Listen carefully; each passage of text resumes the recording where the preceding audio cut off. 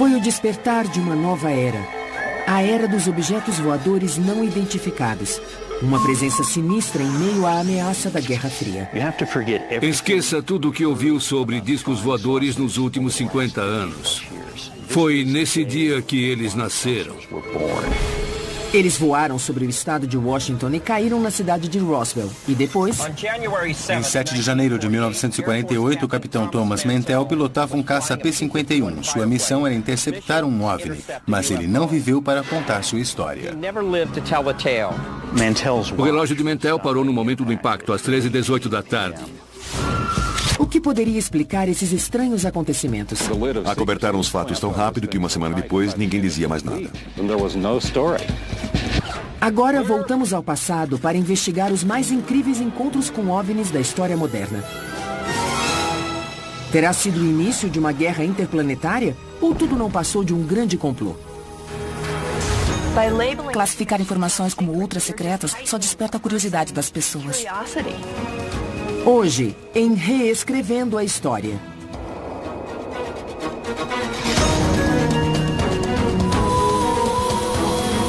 Roswell.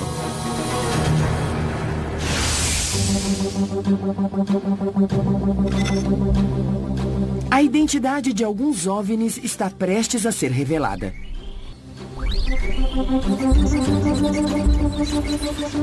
Nesta câmera de testes, um dos OVNIs mais famosos poderá em breve ser identificado e explicado.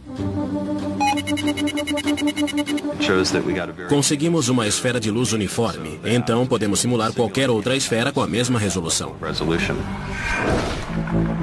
Este mistério começou em 1947, coincidentemente ou não, com o surgimento da era nuclear. Com o início da Guerra Fria, os norte-americanos olhavam para o céu com uma mistura de temor e encantamento. Num período de 6 meses, em 1947, 3 OVNIs foram avistados. E cada um desses encontros ajudaria a definir essa nova era marcada pela insegurança. Discos voadores invadiram nosso planeta. O primeiro encontro foi em junho de 1947. No estado de Washington, o piloto amador Kenneth Arnold afirmou ter visto 9 objetos movendo-se em velocidade supersônica. Ele descreveu o movimento como se fossem pratos quicando na superfície da água. Ele afirmou ainda que os OVNIs estavam todos na mesma altitude e viajavam a 2.700 km por hora. Isso numa época em que a barreira do som, de 1.094 km por hora, nem havia sido rompida. A única explicação plausível para o fenômeno e para a velocidade do OVNI era... Estão nos puxando. Só pode ser do outro mundo. Para entender as circunstâncias do encontro de Kenneth Arnold, temos que considerar o momento histórico e esquecer tudo o que ouvimos sobre discos voadores nos últimos 50 anos. Foi nesse dia que os discos voadores nasceram como conceito, crença e objeto. Apenas 3 semanas após o episódio de Kenneth, ocorreu um dos encontros mais conhecidos de todos. Supostamente, um disco voador teria caído nas proximidades de Roswell, no Novo México. Na época, correram boatos de que os destroços haviam sido escondidos num hangar secreto. Este é o hangar 84. Testemunhas nos contaram que foi deste prédio que fragmentos da nave e dos corpos dos extraterrestres foram transferidos. E em janeiro de 1948, a histeria chegaria ao limite num terceiro encontro com discos voadores. Em Fort Knox, no Kentucky, o capitão Thomas Mantell morreria ao perseguir um OVNI com o seu caça P-51. Torre para Capitão Mantell, investigue um objeto não identificado em sua área. Sua morte alimentou o imaginário popular. Esses 3 encontros convenceram muitos de que os extraterrestres existiam e que estavam visitando o nosso planeta. Senhoras e senhores, está acontecendo alguma coisa. A história cresceu e até hoje muitos acreditam que os OVNIs cruzam o nosso céu. Talvez estejam certos, mas também podem estar errados. A versão oficial é de que aqueles objetos eram apenas imensos balões meteorológicos secretos. Não engulo esse papo de que eram balões e bonecos de testes. Devem pensar que somos imbecis. Qualquer um pode ver que é mentira. Mas o que estava acontecendo de fato nos céus dos Estados Unidos nos anos 40? A história do balão meteorológico é mesmo uma farsa? Há alguma outra explicação para os testemunhos aparentemente confiáveis? Uma equipe de peritos reunida pelo Reescrevendo a História vai investigar este caso. Art Vance, piloto de P-51. Paul DeBevec, designer gráfico. Curtis Peebles, historiador aeroespacial. E Jack Pickerel, uma psicóloga cognitiva que fará uma experiência singular com 6 pessoas no deserto. Combinando todas essas especialidades e levando a tecnologia moderna de volta a 1947, vamos procurar respostas para o que aconteceu em Roswell e para o fenômeno dos OVNIs.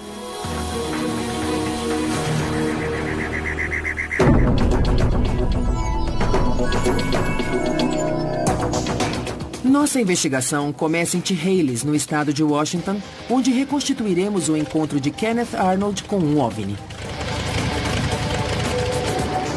Na época, Kenneth Arnold, ex-craque de futebol americano na Dakota do Norte, vendia equipamentos contra incêndio. Ele não era o tipo que inventava histórias ou buscava a fama. O que ele viu, afinal? Poderiam esses objetos voar a 2.700 km por hora, como ele informou? E estavam mesmo a 2.700 metros de altitude? Para descobrir, vamos repetir esse encontro da forma mais fiel possível.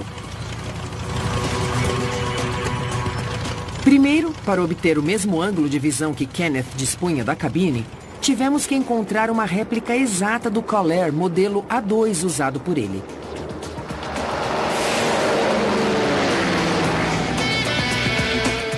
Para obter as mesmas condições de luminosidade e clima, voamos no verão, assim como Kenneth em 1947. Bill Owens, o nosso piloto, foi instruído pelo historiador Kevin Henderson. Vamos começar em Chehalis, onde Kenneth decolou. A rota foi baseada no depoimento dele. Kenneth decolou às 2 da tarde de Chehalis em direção a Yakima, no estado de Washington, e meia hora depois estava sobrevoando a cidade de Mineral. De sua posição, ele podia ver 3 picos. 200 quilômetros para o norte, o Monte Baker com 3.000 metros de altitude. Mais perto dele estava o Monte Rainier com 4.300 metros e ao sul o Monte Adams com 3.700 metros.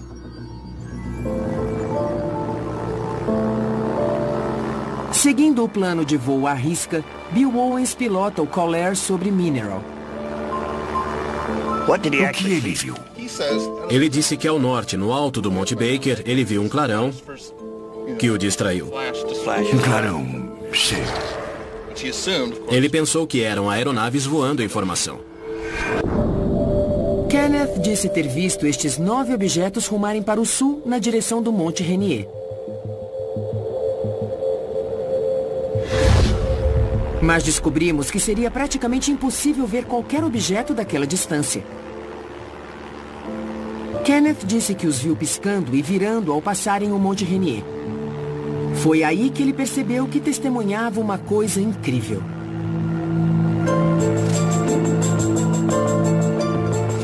Kenneth tentou calcular a velocidade deles quando voavam entre o Monte Rainier e o Monte Adams. Uma distância de cerca de 80 quilômetros que ele cronometrou em 1 minuto e 42 segundos. Ele calculou 2.700 km por hora. Inimaginável naquela época. Curtis Peebles, historiador aeroespacial, questiona essa estimativa.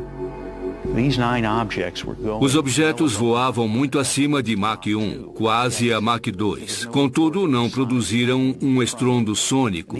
E já que voavam baixo, ele deveria ter ouvido um grande estrondo. Mas ele não ouviu nada. Os ufólogos argumentariam que as naves espaciais são capazes de eliminar o estrondo sônico. Mas a física, extraterrestre ou não, tem leis empíricas, assim como a geografia. Kenneth disse que os OVNIs estavam na mesma altitude que a dele e que zigue-zagueavam nesta cadeia montanhosa. As discrepâncias começam a aparecer quando traçamos a posição de Kenneth num mapa topográfico. Ele afirmou que os OVNIs e as montanhas estavam na mesma altitude que a sua, 2.700 metros. Na verdade, as montanhas não têm essa altitude. Essas discrepâncias revelam sua dificuldade em calcular distâncias e altitudes. Kenneth não tinha motivos para inventar uma história ou pregar uma peça. Então, o que ele realmente viu? Alguns sugerem que foram gansos. Uma investigação da Força Aérea chegou à conclusão de que foi uma miragem. E podemos ver isso em primeira mão. Repare nesta imagem. Isto parece um OVNI. Mas pode ser explicado. Não passa de um reflexo no vidro da cabine. O reflexo do Sol pode criar muitas ilusões. Mas nenhuma explicação foi conclusiva. Aquilo que Kenneth viu pode ser explicado por outro incidente que chegou às manchetes 20 dias depois. Esse incidente se tornou um marco cultural e criou um destino turístico. Chegou a hora de reconstituirmos os acontecimentos de Roswell.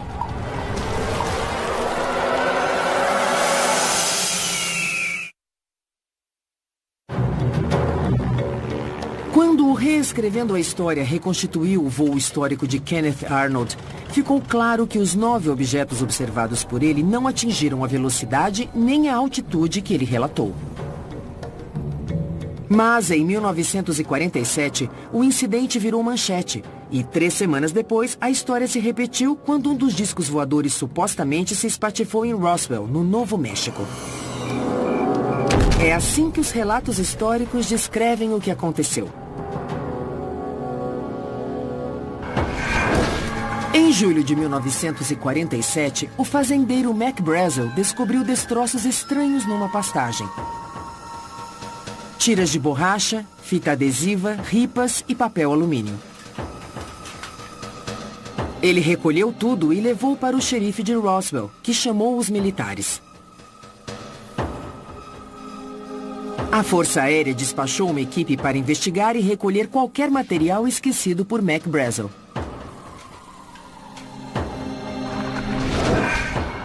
Uma manchete surpreendente foi publicada em 8 de julho de 1947, baseada num release dos militares.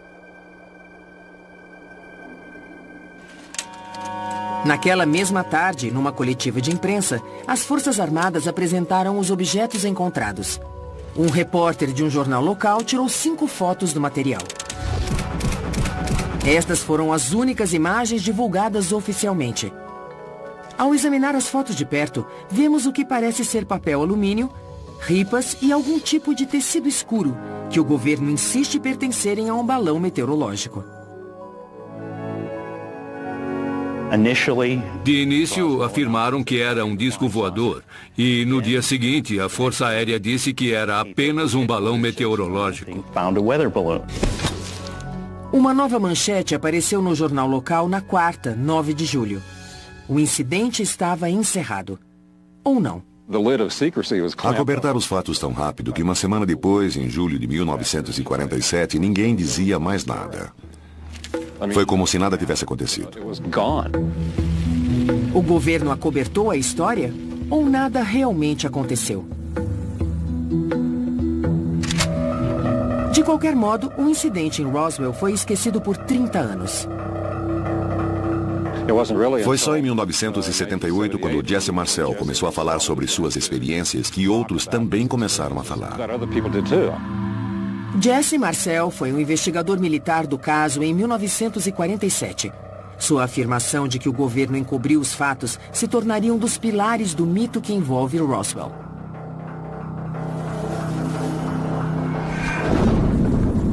Depois que Marcel revelou sua história em 1978, outras testemunhas começaram a adicionar detalhes à lenda.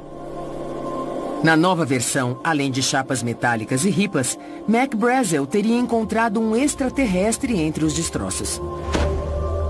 Fitas com motivos florais, na verdade, seriam estranhos hieróglifos. Outras testemunhas afirmaram que, após a coletiva de imprensa, o material teria sido despachado para um local secreto. A Área 51, onde o governo dos Estados Unidos continuaria a guardar seus segredos. Se você tivesse um monte de metais e alguns corpinhos, o que faria? Você os pegaria e guardaria para sempre. Esses detalhes fascinantes transformaram Roswell no mais importante encontro com OVNIs de todos os tempos. Mas à medida que a história era aumentada, surgiam problemas com os detalhes. Por exemplo, não havia um consenso sobre onde a nave havia pousado. Nem sabemos se foi num lugar só, sabemos onde os destroços foram localizados devido aos testemunhos, mas faltam várias peças do quebra-cabeça, entre elas o local do impacto. Testemunhas apontam para um milharal, para o Rancho Foster e para Ragsdale. Quando arrebanhamos os animais com as motos, os carros ou a cavalo, sempre olhamos para baixo procurando destroços para poder provar o que aconteceu aqui. Algumas pessoas situam os destroços nas planícies de St. Augustine, 240 quilômetros a leste daqui. Mas cada detalhe no caso Roswell sofre de um problema sério. Os relatos são sempre dissonantes e, com o passar do tempo, os detalhes parecem mudar e ficam mais elaborados. Assim, parece haver duas explicações plausíveis para o incidente de Roswell. A primeira é que extraterrestres visitaram a Terra e estão sob a custódia do governo norte-americano. A segunda é que as testemunhas inventaram a história. Mas poderia haver uma terceira explicação? Talvez os relatos, como os de Jesse Marcel ou Mac Brazel, sejam verdadeiros, mas inconscientemente eles podem ter enfeitado os fatos e tê-los transformado numa memória inexata do incidente. Na verdade, havia coisas voando acima de Roswell. Eram misteriosas, ultra-secretas e tecnologicamente avançadas. O Mogul era um projeto de segurança nacional que enviava balões munidos de equipamentos acústicos para a estratosfera para monitorar os testes nucleares soviéticos. Na década seguinte, várias experiências aeroespaciais secretas foram realizadas sob forte esquema de segurança. E até bonecos foram lançados da estratosfera. Muitos bonecos foram lançados. Cerca de 2.500 balões foram lançados em 30 anos só no Novo México. Os projetos eram tão sigilosos que nem os oficiais de alta patente na base aérea de Roswell tinham sido informados. Será que as pessoas extrapolaram esses eventos, transformando-os em algo de caráter extraterrestre?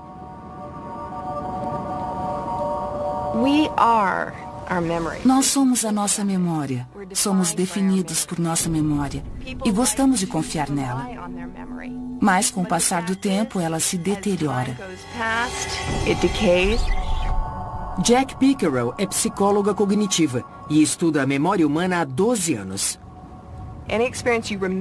Qualquer lembrança do passado é automaticamente reescrita com a percepção do presente. Os ufólogos acreditam na veracidade dos testemunhos. Mas será que é possível que o tempo tenha corrompido suas memórias? Para testar essa teoria, o Reescrevendo a História preparou uma experiência. Selecionamos 6 pessoas e dissemos que queríamos filmá-las numa caminhada ao ar livre para testar sua memória. Esta aqui dá maçãs no outono. Cada um levava uma câmera para registrar o que via. Mas eles não sabiam que esta não era uma trilha qualquer. E que isto não era um passeio. Nós recriamos o cenário de um acidente com OVNIs completo, com destroços, fita de isolamento amarela e a presença de um guarda armado e uniformizado. Nosso objetivo hoje é dar a alguns dos nossos participantes informações de natureza ambígua, que poderia ser interpretada de muitas formas e não explicar nada. Nossa experiência é simples. Levar os participantes pelo deserto com o pretexto de estudar a memória deles, fazê-los andar pelos destroços, gravar as imagens com as câmeras dos capacetes e, depois de um mês, entrevistá-los para discutir as diferenças entre aquilo de que se lembram e as imagens gravadas. Esta planta pode salvar a sua vida. Você corta, tira a pele e come. E tem muita água. Depois de 20 minutos, o grupo passa pelo local do acidente. Dá pra fazer um shopping ali. Olha, uma arma. Nossa, que mico. Continuem andando. Alguma coisa caiu aqui e me mandaram ficar longe. Quem era ele? Um militar. E quer saber, na última quinta noite cheguei em casa e não me deixaram entrar. Caiu alguma coisa. Depois de discutirem o assunto, eles são liberados. Daqui a um mês, vamos testar a memória deles. O melhor jeito de incutir uma memória falsa é esperar a lembrança original esmaecer o suficiente para que, quando a memória falsa for introduzida, ela possa se fixar melhor e se desenvolver. O palco está armado para a próxima fase da experiência. Um mês depois, quais serão as lembranças dos participantes? Podia ser qualquer coisa, até OVNIs, se você acredita neles. O homem estava deste lado e eu empurrei ele para o outro lado, para evitar a bala. Um mês depois, fomos conferir o que eles lembravam.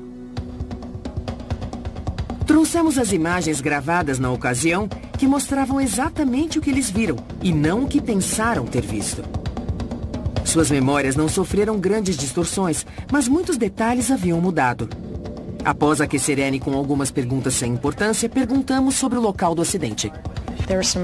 Haviam alguns guardas armados no local, que estava cercado por um cordão de isolamento para ninguém entrar.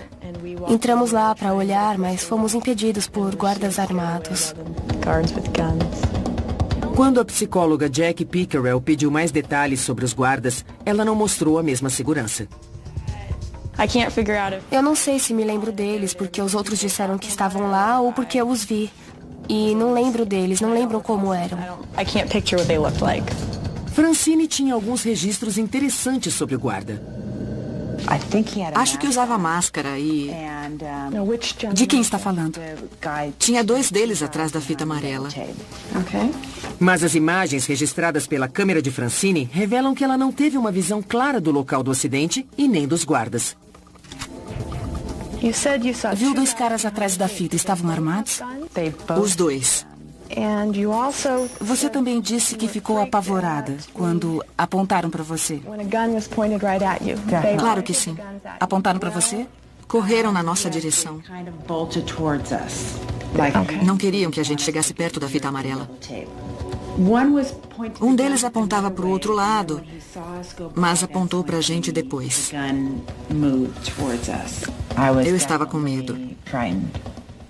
Sentiu medo? O homem estava deste lado e eu empurrei ele para o outro lado,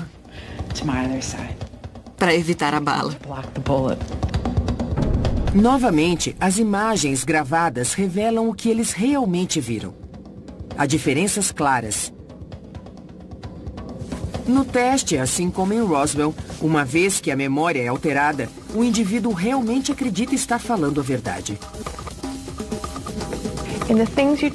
Entre as coisas que me disse hoje sobre a caminhada há um mês, tem certeza de que está lembrando corretamente de tudo o que aconteceu lá? 1 para não tenho certeza e 5 para tenho certeza absoluta. 5. 5.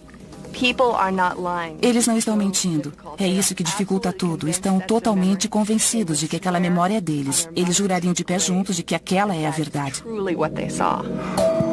Antes dos participantes irem embora, explicamos a natureza da experiência para evitar o surgimento de qualquer novo boato sobre OVNIs.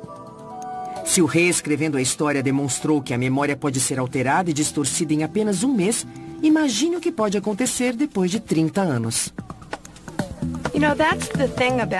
A criação de uma memória falsa não é intencional. Já vimos acontecer com policiais e até com pais bem intencionados ao questionarem seus filhos. A intenção não é enganar as pessoas de propósito, só mudamos a maneira de questioná-las. Decifrar os fatos depois de meio século de especulações criativas pode ser impossível. Mas graças à investigação do Reescrevendo a História, podemos afirmar que o mito de Roswell foi aprimorado com o passar do tempo. E as provas materiais? Os ufólogos dirão que as provas estão guardadas num hangar da Área 51. Mas existe um relato, no qual muitos acreditam, indicando que os destroços são de origem extraterrestre. O depoimento de Jesse Marcel, o militar que teria sido encarregado do acobertamento do caso. Ele parou em casa antes de ir para a base, acordou a esposa e o filho no meio da noite e disse: "É agora ou nunca, porque quando eu voltar para a base, serão ultra-secretas." As testemunhas afirmam que o material parecia folha de alumínio e tinha memória molecular. Você podia amassar como papel alumínio, mas quando soltava, voltava ao formato original, lisinho, como se nunca tivesse sido tocado. Mas haverá uma outra explicação para essa estranha substância que apoie a teoria dos testes secretos com balões meteorológicos? O Reescrevendo a História visitou um laboratório metalúrgico para achar algumas respostas. Primeiro, Russ Sherman, especialista em metais, examinou as fotos tiradas pela imprensa. Para mim, parece um tecido ou plástico revestido. É difícil dizer. Parece que isto preso ao balão era um radar. Em 1947, um garoto de 11 anos, ou qualquer um, conheceria o papel alumínio. Certo. Que depois de amassado não desamassa sozinho, porque não tem memória molecular. Mas se fosse plástico metalizado, desamassaria. Hoje estamos tão acostumados com isso que nem nos impressionamos, mas para um menino de 11 anos, pareceria uma coisa do outro mundo. Seria estranho. As lembranças confusas e os metais mágicos já foram explicados pelo Reescrevendo a História. Mas, independentemente do que aconteceu, o acidente em Roswell alimentou uma paranoia crescente e serviu de palco para o terceiro e mais mortífero encontro com um OVNI já documentado.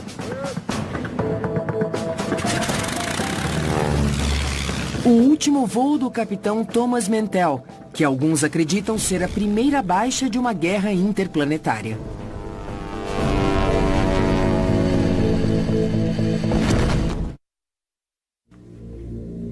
Em 1947, depois do encontro de Kenneth Arnold, uma paranoia crescente encheu os céus norte-americanos de luzes e aeronaves misteriosas. Em janeiro do ano seguinte, a paranoia e o medo ganharam um rosto. O do capitão Thomas Mantell, a primeira baixa de uma guerra interplanetária. Hoje, o Reescrevendo a História abre os registros oficiais para compararmos o que sabemos com o que realmente aconteceu. No dia 7 de janeiro de 1948, logo depois da 1 da tarde, começaram a chegar relatos sobre um objeto enorme no céu do Kentucky. Naquele momento, o capitão Mantell liderava uma esquadrilha de Mustangs P-51 num voo de baixa altitude cruzando o estado. Ao se aproximarem de Fort Knox, a torre de controle de Godman pediu que investigassem o objeto. e Mantell concordou. A 4.300 metros, os 3 pilotos iniciaram uma subida vertical. A velocidade máxima para uma subida vertical seria de 290 km por hora. A 6.700 metros, 2 pilotos decidiram retornar preocupados com a falta de oxigênio. O oxigênio é necessário acima dos 3.700 metros. Acima de 7.600 metros, o piloto perde a consciência em 4 ou 5 minutos. O capitão Mantell não estava disposto a desistir. Depois de perseguir o OVNI por 45 minutos, alguma coisa aconteceu. As fotos contam o resto da história. Quando os destroços foram examinados, a trava da cabine estava intacta. Concluiu-se que Mantell não tentou saltar de paraquedas. Seu relógio parou no momento do impacto, às 13h18 da tarde. Alguns acreditam que ele foi derrubado, mas outros têm uma explicação mais simples.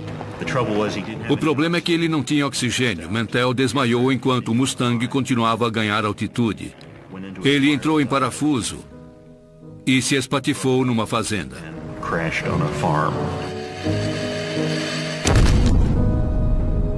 Mas o que Mantell estava vendo da cabine?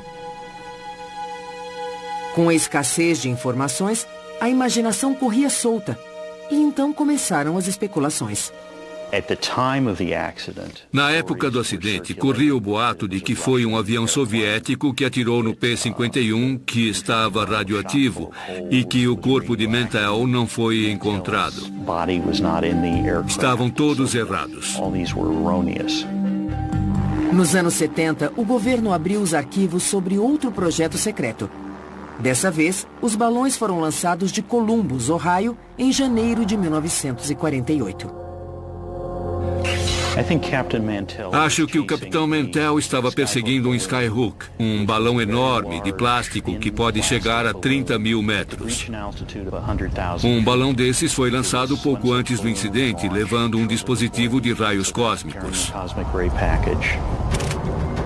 Esses balões foram lançados às dúzias por todos os Estados Unidos e ainda hoje a NASA continua a lançá-los. Hoje, eles podem subir acima dos 30 mil metros e ficar lá em cima por dias, até semanas, e podem circular o globo nas correntes de grande altitude. O que Mantell viu naquela fatídica tarde de janeiro? Foi um balão meteorológico? O planeta Vênus, como alguns afirmaram? Ou foi mesmo derrubado por um OVNI? A pergunta dos ufólogos é pertinente. Como um piloto altamente qualificado confundiria um balão com um alvo inimigo? A pergunta é válida porque ninguém fez a reconstituição do encontro com as mesmas condições de luz, com o mesmo balão e com a mesma aeronave que Mantell pilotava até agora.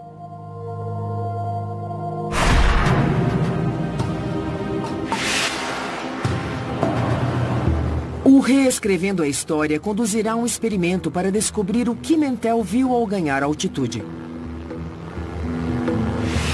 Primeiro vamos reproduzir a vista que ele tinha da cabine, seu ângulo de voo e as condições de luz. Depois precisamos recriar a imagem de um balão Skyhook de 1.200 metros de diâmetro com as mesmas condições de luminosidade daquela tarde de 1948. Finalmente vamos comparar as imagens para entender o que Mantell estava tentando interceptar em seu trágico voo final. Nossa busca nos leva a Nevado, na Califórnia, onde se encontram dos últimos P-51 ainda em operação. Qual será a missão de hoje? Vamos repetir o último voo do capitão Mantell, utilizando o relatório do acidente e a documentação disponível. Art, você vai mandar a gente lá para cima reproduzir esse voo? Dá para fazer, mas a queda pode ser um problema. Mas mudar o voo de Fort Knox, Kentucky, para Nevado, na Califórnia, que ocorrerá com uma diferença de 6 meses da data original, requer os serviços de um astrônomo, porque se a luminosidade e os ângulos de irradiação solar não corresponderem, nossa experiência será inútil. Como reproduzir as condições do voo de Mantell em 1948? O Mustang estava rumando para 230. Calculei a posição do Sol em Kentucky naquela tarde e o avião estava a uns 9 graus para a direita do Sol. Então fiz os cálculos correspondentes da altitude do Sol e cheguei a um ângulo de 85 graus. O ideal seria decolarmos hoje entre as 7h30 e 8 horas. Agora, outro desafio. Para registrar o que Mantell teria visto, precisamos de um cinegrafista no Mustang. Mas o P-51 é um caça de um lugar só. Dá para acomodar um cinegrafista no Mustang? Este é o seu paraquedas. Vai dar. Esse espaço era ocupado por um tanque de combustível de 320 litros. No lugar dele tem um assento ejetável. Tem espaço suficiente. Sim, estou ouvindo. Você fala alto. Estarei no centro olhando para fora e você vai virar 9 graus para a direita. Aí vamos pegar o sol nessa posição. Tá bem. Temos um bom plano de voo e o nosso objetivo é registrar o que ele viu.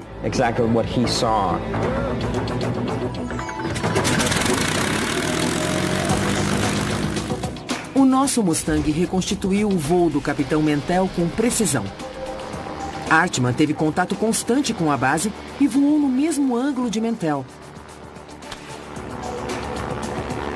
E o nosso cinegrafista registrou as imagens.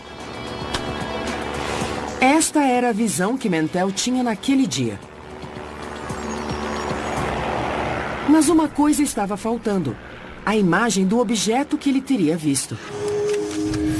Desafiamos Paul Debevec, especialista em computação gráfica, a simular a imagem para depois incluí-la no vídeo que gravamos em voo. Conseguimos uma esfera de luz uniforme, então podemos simular qualquer outra esfera com a mesma resolução. Pesquisando no Institute for Creative Technologies, Paul desenvolveu um método especial para iluminar objetos de forma realista. Uma das minhas motivações foi poder gravar pessoas no estúdio e depois iluminá-las de forma a imitar a luminosidade local. Depois posso fazer uma sobreposição e recriar o fundo no estúdio. Fica super natural, mas é um efeito especial. Se essa técnica puder ser adaptada para o nosso experimento, teremos outros desafios. Primeiro, precisamos fazer uma réplica exata de um balão meteorológico. Depois, precisamos de imagens em 360 graus para recriar o céu em torno do balão. Esse desafio levará ao Reescrevendo a História aos céus pela 3ª vez.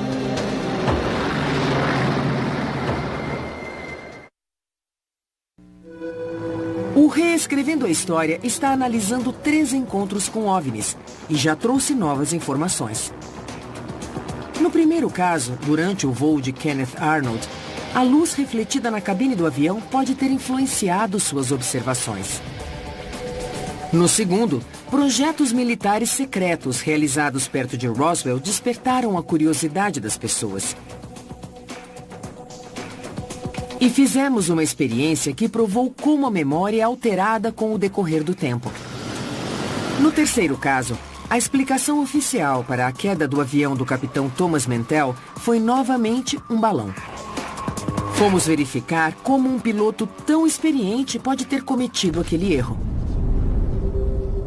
O Reescrevendo a História reconstituiu aquele voo e nossa câmera registrou estas imagens da cabine. O desafio seguinte era fazer um balão em escala e filmá-lo sob todas as condições de luz possíveis. O balão então foi posicionado e as luzes do estúdio apagadas. Então o programador Tim Hawkins capturou as imagens no computador.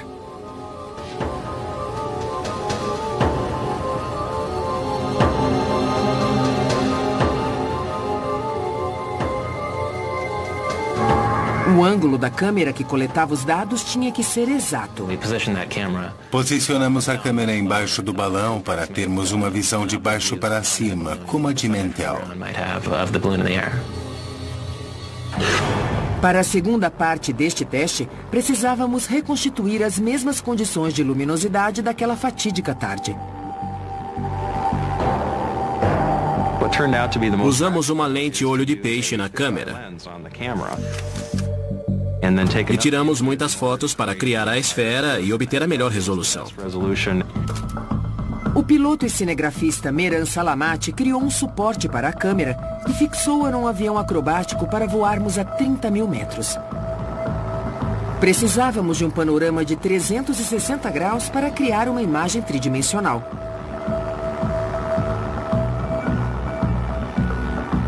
Registrar a imagem da parte superior foi relativamente fácil. Mas e da parte inferior? O avião acrobático ofereceu a solução.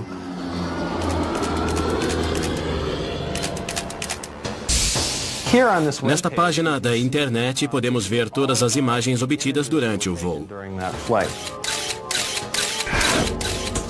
A edição das imagens nos permite reconstituir todas as condições de luminosidade refletidas no balão. Mais uma vez, nos perguntamos: o capitão Thomas Mantell morreu ao perseguir um OVNI? Ou um balão meteorológico? O que ele viu naquela tarde? Na próxima etapa do processo, o artista gráfico Douglas Martin reduz a escala das nossas imagens para se adequarem à distância do avião de Mantell. Pat, terminei. Quer dar uma olhada? Quer. O objeto está a 9 graus do Sol. Se achar a imagem certa, nós podemos montar. Patrick Martin, assistente gráfico, procura uma imagem que combine com o ângulo do objeto em relação ao Sol. Doug, que tal? É isso. Vem dar uma olhada. Douglas reduz a imagem para se adequar à altitude do balão. Aqui o objeto está a 15 mil metros. E aqui a 23 mil. Ele tem cerca de 1/4 do tamanho do Sol em relação ao que você veria da cabine. E aqui a 30 mil metros. Qual delas você acha que Mantell viu? A 15 mil metros dá para ver bem o que é. A 23 mil metros a imagem é mais ambígua. É, foi a 23 mil mesmo. Eu iria atrás. Valeria a pena. Finalmente, nossa experiência chegou ao fim. Esta seria a aparência de um balão Skyhook flutuando 23 mil metros acima de um Mustang P-51 em voo vertical, voando precisamente no mesmo ângulo e nas mesmas condições de luz de 8 de janeiro de 1948. Esta pode ter sido a imagem que Thomas Mantell viu ao desmaiar por falta de oxigênio. Se você estivesse lá em cima com uma coisa dessas, veria um objeto voador. E se não soubesse o que era, seria não identificado. Então, seria um OVNI. O importante é que Mantell era um homem corajoso, que morreu no cumprimento do dever. E nenhuma teoria pode questionar sua devoção ao seu país. Sua morte trágica só serviu para insuflar o pânico e o medo entre as pessoas. Discos voadores invadiram o nosso planeta. O público exigia uma explicação dos militares para cada um desses encontros com OVNIs. E, em todos os casos, a resposta era a mesma. Eram balões meteorológicos. Durante anos, essa desculpa pareceu tão absurda que até naves extraterrestres pareciam uma boa explicação. Classificar informações como ultra secretas e negar acesso a elas só desperta a curiosidade das pessoas, ativa sua imaginação e gera boatos. Levaria 50 anos para que o governo explicasse o que aqueles balões realmente faziam nos céus dos Estados Unidos. Na nossa investigação desses 3 casos antigos, demonstramos que os 9 objetos avistados por Kenneth Arnold não poderiam estar viajando na velocidade e nem na altitude descritas por ele. No caso Roswell, provamos que o tempo pode distorcer a memória, mesmo num curto espaço de tempo. E que depois de 3 décadas, bonecos experimentais podem ter sido confundidos com extraterrestres. E no caso do Capitão Mantell, vimos que balões meteorológicos podem ser confundidos com OVNIs sob determinadas condições. Em nome da segurança nacional, os militares esconderam a verdade de nós. E ao fazê-lo, a semente da mitologia em torno dos OVNIs acabou sendo plantada. Então ficamos com a impressão de que o governo dos Estados Unidos tinha capturado um disco voador e trancado num hangar secreto e jogado a chave fora. Mas como acontece com a maioria das teorias conspiratórias, nenhuma investigação é capaz de convencer seus partidários da verdade.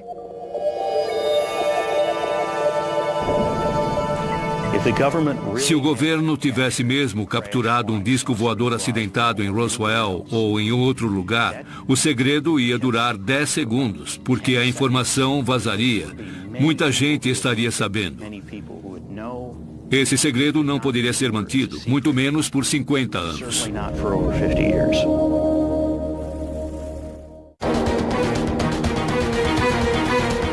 Versão brasileira, Tempo Filmes, São Paulo.